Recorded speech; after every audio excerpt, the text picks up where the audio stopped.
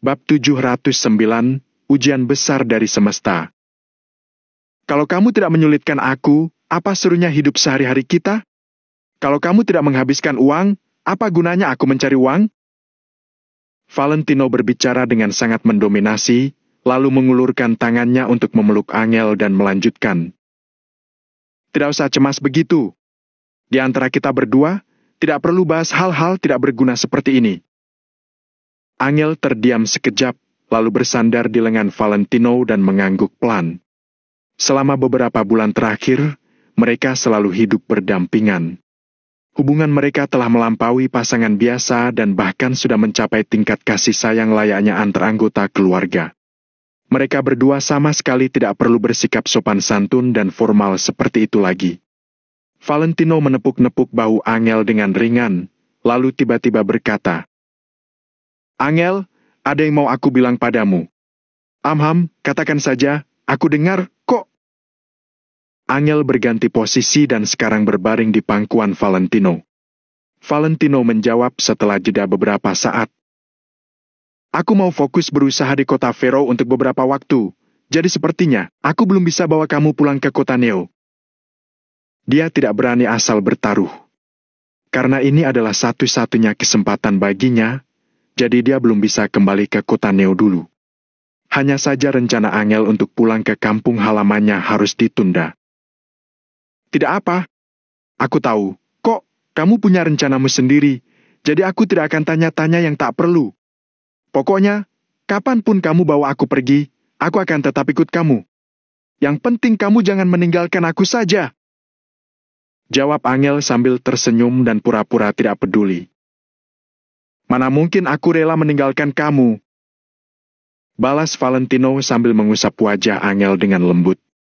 Setelah jeda beberapa saat, Valentino berkata, Cuma, ya, itu saja, sih, mungkin aku harus mulai dari nol lagi. Walau berkata demikian, sebenarnya Valentino tidak begitu khawatir. Kalau dia bisa mengambil kuasa atas kota Neo, dia juga bisa melakukannya di kota Fero. Ditambah lagi sekarang dia memiliki dukungan Whis dan Danu di kota Fero, jadi dia akan memulai perjalanannya dari posisi yang jauh lebih tinggi daripada saat di kota Neo. Hanya saja, tentu saja semua ini tetap membutuhkan proses. Sayang, bulan juga kadang cerah kadang gelap, semua orang ada naik turunnya, hidup kita juga begitu, ada pasang surutnya.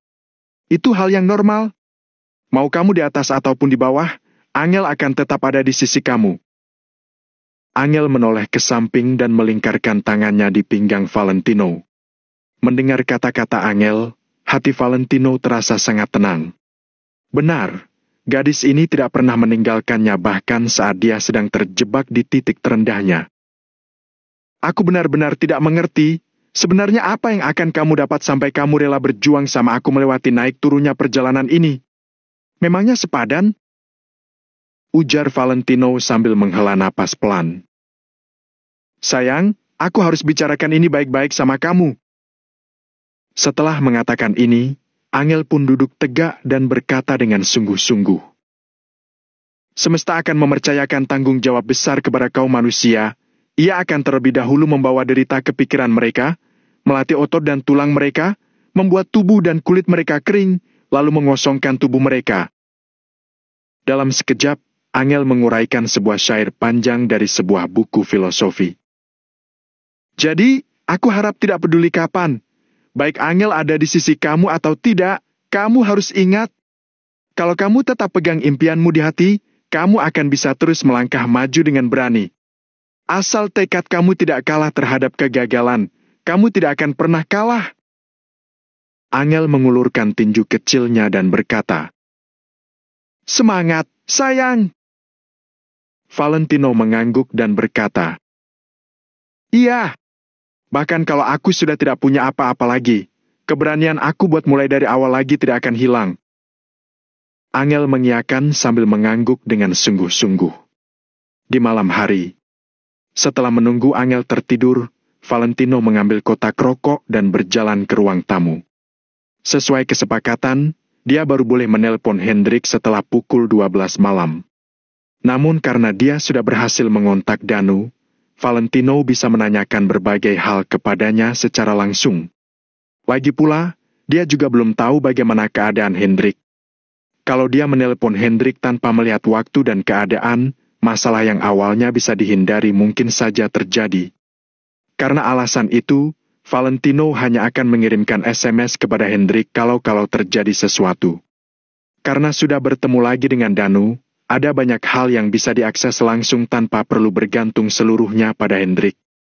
Valentino menyalakan sebatang rokok dan membuka file yang dikirim Danu. File ini adalah dokumen tentang distribusi pasukan di kota Vero. Dari besar dan kecil beserta informasi lengkap mengenai masing-masing pihak, semuanya disusun dengan rapi dan padat. Valentino perlahan-lahan menggeser file di layar dan membaca informasi atas pihak yang paling berkuasa di kota Vero. Meski segala sesuatu di kota Vero harus dimulai dari nol lagi, kini Valentino sudah pasti tidak perlu melewati berbagai ombak dari yang kecil hingga besar seperti saat dirinya berada di kota Neo. Waktu tidak memadai bagi Valentino untuk menjalankan proses ini, apalagi situasi dan keadaannya saat ini yang lebih tidak memungkinkan lagi. Kali ini, Valentino siap mengambil kendali atas lingkaran kekuasaan teratas kota Vero secara langsung. Kalau Valentino sudah berhasil mencapai puncak, pihak-pihak kecil yang berada di bawah akan langsung tahu apa yang harus dilakukan dengan sendirinya. Cara ini adalah satu-satunya cara untuk mengumpulkan kekuatan dengan lebih efektif dan mempercepat proses mereka kembali ke kota Neo. Kota Vero dibagi menjadi 3 wilayah perkotaan utama. Masing-masing wilayah terletak di bagian timur, selatan dan barat, sedangkan pusatnya berada di tengah-tengah kota. Sambil melihat materi dalam file, Valentino mengingat-ingat informasi itu di benaknya. Setelah mencatat beberapa informasi penting tentang kota Vero, Valentino menyandarkan punggungnya ke sofa dan memejamkan matanya, sedangkan otaknya berputar dengan kecepatan tinggi. Valentino membayangkan dan meneliti setiap rencana dalam pikirannya. Kalau ada satu pun kesalahan yang terjadi, seluruh rencananya akan gagal. Setiap aspek, setiap faktor, semuanya harus diperhitungkan Valentino. Bagaimanapun, tindakan ini terkait dengan masa depan semua anggota asosiasi Valentino Empire, jadi tidak boleh ada ruang untuk kesalahan sama sekali. Satu persatu rencana muncul di benak Valentino seperti papan catur dengan bidak-bidak pasukan yang menduduki tempat masing-masing. Kalau ada bagian yang tidak cocok, Valentino akan langsung membalikkan papan catur itu dan mengatur ulang susunan pasukannya. Danu, Rhys, Deska, termasuk Kasman yang belum datang ke kota Vero, semuanya punya kesibukan masing-masing. Kali ini, Valentino harus cepat menguasai kota Vero. Di kota Neo. Di villa pusat perumahan di Jing Oriental. Di kamar tidur, David dan Mary sedang duduk di sisi kasur dengan ekspresi merajuk. "Aku ingatkan kamu sekali lagi. Kamu tidak boleh menelpon dia," kata David dengan marah. "Kenapa tidak boleh? Ku beritahu, ya, aku pasti akan telepon dia," balas Mary sambil mendengus dingin. "Sudah susah-susah akhirnya bisa dapat kabar soal putri kamu sama Valentino. Yang pertama yang kamu pikirkan malah bukan bertanya soal keadaan mereka, tapi suruh Angel kembali. Di mana hati nurani kamu?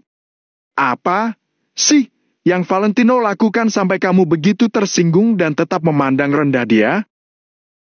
Meskipun David berada di dalam ruangan, dia tetap merendahkan suaranya karena kebiasaan. Setiap kali membicarakan sesuatu yang terkait dengan Valentino dan Angel, mereka mendiskusikannya dengan sangat hati-hati. "Aku tidak peduli. Pokoknya putri kita harus kembali. Aku tidak masalah si Valentino itu mati atau apalah. Aku cuma mau putriku balik dan menjalin hubungan dengan Nick si tuan muda besar keluarga Wijaya itu." Awalnya Mary berbicara sambil mendengus dingin, tapi begitu menyebut nama Nick, dia langsung kegirangan. "Keadaan Valentino jadi seperti itu juga karena dia melindungi Angel. Dia tidak ada salah apapun," jawab David secara spontan. Sikapnya tetap keras dan kukuh mendukung pendapatnya. "Dia tidak salah. Dia diusir sampai pulang saja tidak bisa. Selain itu dia juga membuat kita cemas dan ketakutan terus. Ini namanya dia tidak salah apapun. Kalau dia benar-benar hebat, sini balik kota Neo. Kamu kira dia berani? Bab 710, bisa diandalkan. Mary mendengus dingin, kemudian berkata, "Biar ku beritahu, ya, David. Valentino hanyalah seorang anak buangan. Dia pasti sangat berpengalaman dengan hal seperti itu. Kalau bukan karena anak buangan, bagaimana mungkin dia bersedia menikah masuk ke keluarga Kusuma? Tidak apa-apa kalau dia anak buangan, tapi aku tidak mengizinkan Angel ikut Valentino dan hidup miskin seperti itu. Belum lagi kalau identitas mereka ketahuan, nyawa Angel juga akan terancam. Terus terang saja, ya. Kalau saja ada masalah, tidak apa-apa kalau hanya Valentino yang mati, tapi kalau ada sesuatu yang menimpa putri kita juga, kamu jangan menyesal." Ketika mendengar hal ini, David terdiam sejenak. Setelah beberapa saat, dia pun berkata dengan pelan, "Angel memang penting, begitu juga dengan Valentino. Mereka adalah keluarga kita." "Hahaha, kamu saja yang mengakuinya keluarga. Aku tidak mengakuinya. Asalkan Angel lebih dekat lagi dengan Tuan Muda Besar Wijaya, Nick, siapa lagi yang berani melawan kita? Kalau hubungan Angel dan Tuan Muda Besar Wijaya bisa lebih dekat lagi, maka dia akan memiliki kekayaan yang tidak terbatas." Mary semakin bersemangat dan semakin senang ketika mengatakan hal itu. Dia bahkan sampai menarik kecil tanpa sadar. David berbalik dengan pelan, lalu memandang Mary dalam diam. Sorot mata David tampak sangat datar, sama sekali tidak punya perasaan apapun, seolah-olah seperti sebuah balok kayu. Dia sungguh tidak tahu kenapa Mary bisa menjadi seperti ini. Dulu David merasa Mary hanya punya sedikit kekuasaan dan memiliki sifat yang agak semena-mena. Namun, ternyata David salah. Sekarang Mary sudah gila. Dia gila akan kekuasaan, jijik melihat kemiskinan dan sangat menyukai kekayaan. Sifat Mary sudah berubah menjadi sangat tidak wajar. "Apa lihat-lihat? Apa aku salah bicara?" Selesai bicara, Mary memutar bola matanya. David sangat kecewa, tapi dia masih ingin membantu Valentino. "Sepupu jauhmu juga sudah bilang kalau sekarang Valentino punya uang dan mengenali orang-orang hebat, dia punya potensi. Beri dia sedikit waktu, dia pasti akan memberikan hasil yang memuaskan untuk kita. Kamu harus percaya dengan penilaian Tuan Besar Kusuma. Semua ucapan yang pernah dikatakan Tuan Besar Kusuma, apa ada yang tidak terkabulkan? Kamu harus memberinya waktu." Ucap David sembari menghela napas panjang. Setelah melalui banyak hal, dia sudah menganggap Valentino sebagai putranya sendiri. "Hai MPH! Seperti yang kubilang, kalau Valentino sungguh hebat, coba suruh dia bawa Angel pulang sekarang juga. Kalau tidak punya kemampuan, jangan salahkan aku yang menyuruh Angel pulang. Beri dia waktu.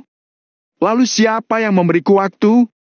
Kalau bukan karena aku merendahkan diri di hadapan Bobby, entah apa yang akan terjadi pada kita karena ulah Valentino. Kamu tahu tidak, semua ini karena Valentino menyinggung orang, bahkan kita sudah hampir diusir dari villa ini."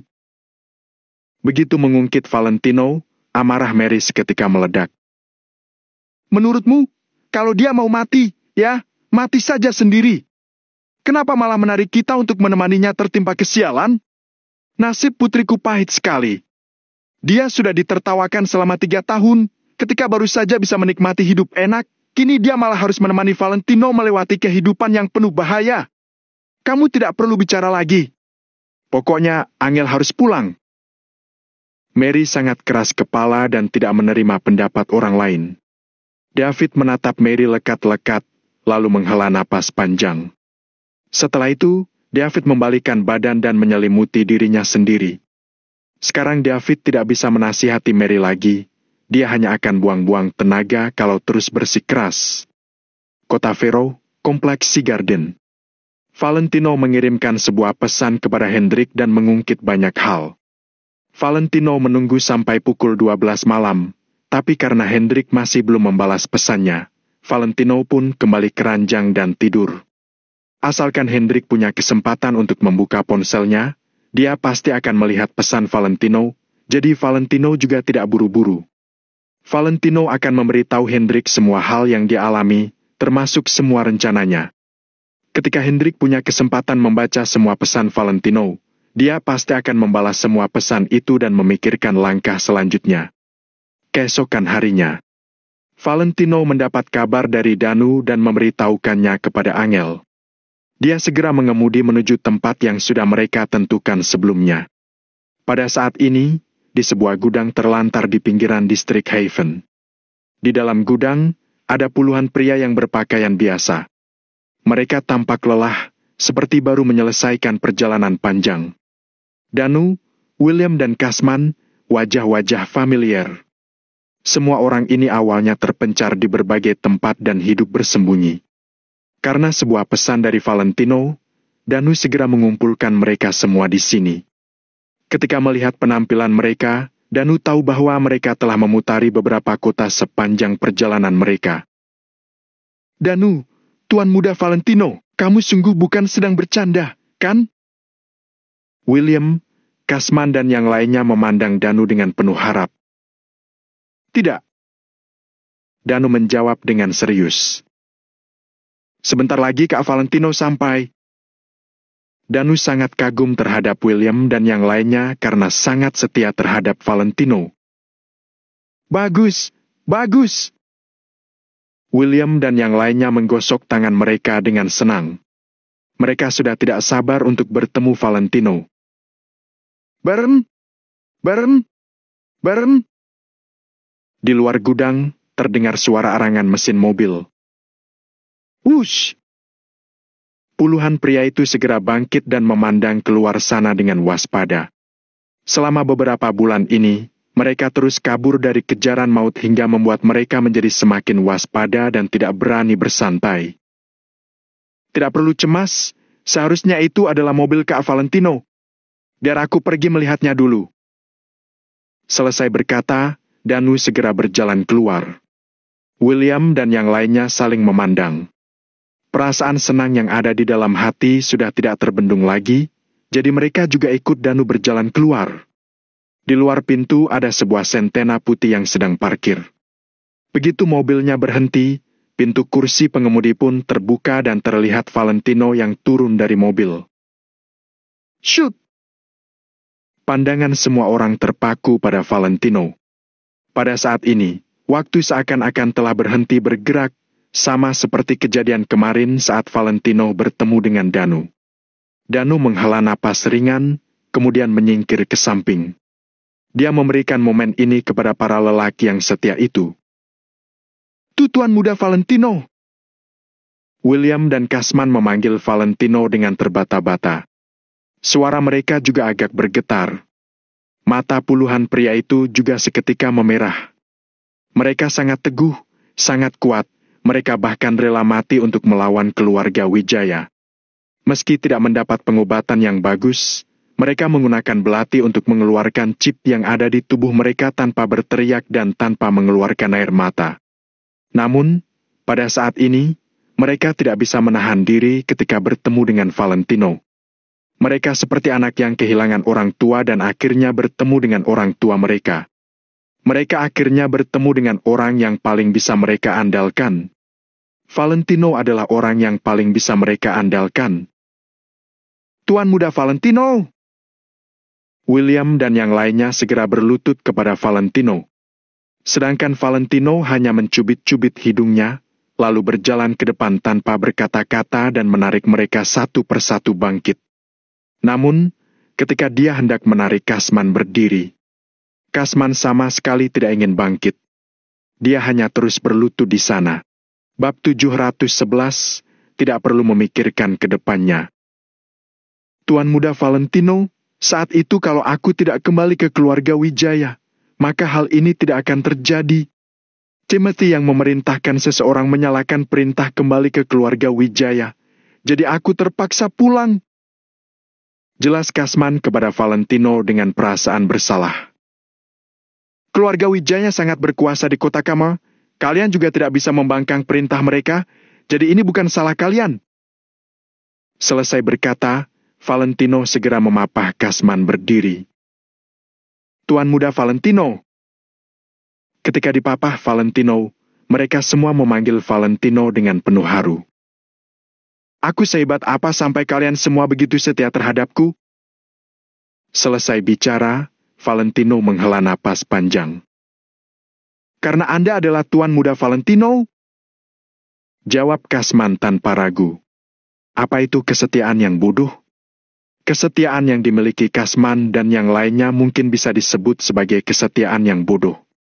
Tidak bertanya terlalu banyak dan akan mengorbankan diri demi orang yang mereka anggap pantas. Valentino berjalan ke depan dan menarik lengan baju William. Di lengannya, ada sebuah bekas luka yang sangat menarik perhatian. Tanpa obat penghenti pendarahan dan perban, bagaimana kalian bisa melakukannya? Tanya Valentino setelah diam sejenak. Tuan muda Valentino, itu mudah, kok. Kami hanya perlu merobek baju dan menggunakannya sebagai perban, sedangkan amunisi yang dihidupkan bisa membersihkan luka dari bakteri dan menghentikan pendarahan. Jawab William tanpa ragu. Mendengar ucapan William, Valentino langsung terdiam. Meski William mengatakannya dengan santai, Valentino juga bisa membayangkan seberapa besar penderitaan yang dialami mereka pada saat itu. Kalian sudah bekerja keras. Semua hal yang terjadi, semua yang ingin dikatakan Valentino, kini hanya menjadi 4 kata itu. Tuan muda Valentino, kalau dibandingkan dengan apa yang Anda alami, kami tidak ada apa-apanya. Timpal Kasman segera. Valentino tidak banyak bicara, melainkan hanya memandang sekitar. Dia sedang berusaha mengingat wajah semua orang yang ada di sini. Tuan muda Valentino, saat kita keluar, awalnya ada 136 orang, tapi ketika mengungkit hal itu, Kasman agak kesulitan melanjutkan perkataannya. Tapi Timothy mengutus orang untuk membunuh kami, sedangkan kami tidak punya senjata, jadi hanya bisa terus bersembunyi sambil melarikan diri dari kejaran mereka. Hanya dalam waktu setengah bulan, kami kehilangan 20 orang. Belum sampai 2 bulan, kami kehilangan hampir setengah dari jumlah awal. Sekarang kami hanya tersisa 78 orang. Begitu mendengar penjelasan Kasman, Valentino mengepalkan tinjunya. Kebencian di hatinya kembali menumpuk. Aku akan membuatnya membayar semua ini. Kalau aku kembali ke keluarga Wijaya kelak, aku pasti akan membuat Timothy berlutut dan menebus dosanya di depan papan mendiang para prajurit keluarga Wijaya. Valentino menggertakkan giginya sambil berusaha meredam api amarah yang berkobar di dalam hatinya. Valentino, kita tidak boleh terlalu lama di sini, nanti malah menarik perhatian. Danu yang berdiri di samping pun mengingatkan Valentino. Valentino mengangguk pelan, kemudian menatap William dan berkata, Nih, coba kalian hubungi nomor ponsel ini. Namanya Deska Poreman. Dulunya adalah orang yang cukup berkuasa di zona pengembangan pinggiran kota. Untuk beberapa waktu ini, kalian bersembunyi saja dulu. Setelah beberapa hari, aku akan meminta kalian melakukan sesuatu. Aku tidak berbasa-basi lagi. Beri aku sedikit waktu, aku akan membawa kalian semua menghadiri perjamuan penghargaan di kota Neo. Valentino melihat waktu sebentar, lalu berkata dengan cepat. Tuan muda Valentino, kami akan mendengar perintah Anda. Jawab William dan yang lainnya tanpa ragu. Setelah itu, mereka semua pun bubar. Kalau orang sebanyak ini bergerak bersama, mereka pasti akan menarik perhatian. Setelah mereka semua pergi, Valentino segera menghubungi Deska. Selama beberapa hari ini, Valentino sudah memikirkan rencana ini. Pada akhirnya, rencananya sudah akan dilaksanakan. Kak Valentino, kadang aku tidak paham kenapa kakak bisa sehebat ini dalam mengatur orang-orang. Karisma kakak sungguh besar. Aku tidak mengerti, tapi aku juga ingin terus berjuang bersama kakak. Danu memandang punggung Kasman dan yang lainnya yang sudah semakin menjauh, lalu tanpa sadar berkata dengan kagum. Hanya dengan satu panggilan, mereka semua tidak peduli dengan bahaya yang mengancam dan semuanya hadir di sini. Hal ini membuat Danu sangat kagum. Danu, ada yang namanya, berusahalah sebaik mungkin dan jangan pikirkan apa yang akan terjadi. Kakekku yang mengatakannya padaku saat aku masih kecil. Saat itu aku masih tidak mengerti apa maksud ucapan itu, jadi aku juga tidak terlalu memedulikannya. Tapi sekarang aku sudah mengerti. Sejak aku bisa mengingat, aku selalu memperlakukan semua orang dengan baik. Aku tidak pernah sok berkuasa di hadapan Kasman dan yang lainnya. Ketika mereka ada masalah, aku juga akan membantu mereka. Aku juga tidak menduga kalau semua tindakan-tindakan kecil itu bisa menghasilkan balas budi sebesar ini dari mereka. Sebenarnya, setiap prajurit keluarga Wijaya sangat setia pada keluarga Wijaya. Hanya saja Timothy dan yang lainnya telah membuat orang-orang berpaling dari mereka. Valentino meletakkan tangannya di belakang punggung sembari berkata dengan penuh perasaan. Lakukanlah yang terbaik, jangan hiraukan apa yang akan terjadi ke depannya. Dulu tindakan kecil yang dia lakukan malah membuat para prajurit keluarga Wijaya mengingatnya dengan baik. Aku sudah paham sekarang. Kak Valentino, apa yang harus aku lakukan selanjutnya? Tanya Danu sembari mengangguk. Valentino berpikir sejenak, lalu mengeluarkan sebuah buku yang berisikan rencana yang sudah dia sketsa semalam. Setelah itu, dia membahas situasi sekarang bersama Danu. Kamu yakin kalau di distrik Haven tidak ada orang dari keluarga Wijaya, kan? Tanya Valentino sambil membuka buku rencananya. Aku sangat yakin. Jaringan intelku tidak menemukan jejak keluarga Wijaya. Kecuali keluarga Wijaya menyembunyikan kekuasaannya, kalau tidak, aku pasti bisa menyadari jejak mereka. Jawab Danu sembari mengernyit. Valentino mengangguk, lalu berkata, dengan ciri khas keluarga Wijaya, seharusnya distrik Haven tidak ada orang mereka. Keluarga Wijaya sangat tangguh. Mereka tidak akan berhubungan terlalu banyak dengan wilayah seperti ini. Lagi pula, mereka sangat menganggap tinggi diri sendiri, mereka tidak akan menyembunyikan kekuasaan mereka juga. Tapi, kita tetap harus waspada. Oke, Kak Valentino. Jawab Danu sambil mengangguk mengiyakan. Setelah itu, mereka berdua pun mengobrol cukup lama sebelum akhirnya berpisah. Saat ini, jaring besar yang dibuat Valentino mulai merambat ke penjuru kota Vero. Setelah jaring besar itu selesai ditebar, saat Valentino menarik jaring tersebut, kota Vero pasti akan gempar. Kompleks Sea Garden, di rumah Valentino. Ketika Angel mencuci pakaian Valentino, ponselnya tiba-tiba berdering. Ketika dia melihat ponselnya, ternyata nomornya berasal dari kota Neo. Hati Angel langsung tersentak. Dia ragu sesaat, tapi pada akhirnya dia tidak berani mengangkatnya. Namun, pemilik nomor telepon itu sangat keras kepala. Meski Angel menggenggam ponselnya dan menunggu selama 7 detik baru memencet tombol terima. Dia meletakkan ponselnya di samping telinga, Angel sama sekali tidak berani berbicara. Angel? Tiba-tiba, sebuah suara terdengar dari ujung telepon. Begitu mendengar suara itu, Angel seketika membelalakan matanya. Air matanya sontak mengucur deras.